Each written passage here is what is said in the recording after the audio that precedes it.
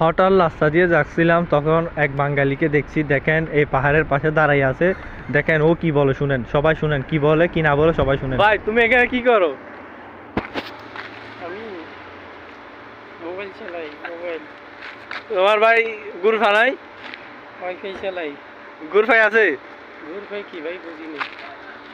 তোমার বাংলায় বলো। তোমার কি মোবাইলে নেট টেট নাই? তুমি এখানে আছে, নেট আছে। তো তুমি এখানে কার ওয়াইফাই চালাও?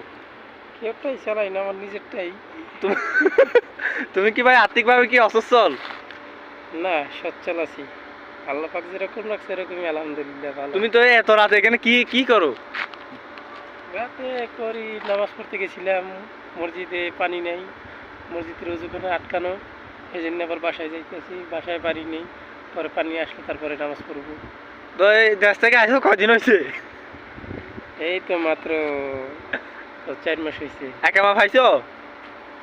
হ্যাঁ পাইছি। তো তাহলে খুশি আছো? অবশ্যই অবশ্যই, আল্লাহ পাকের যেরকম রাখছে এরকম থাকাটাই ভালো।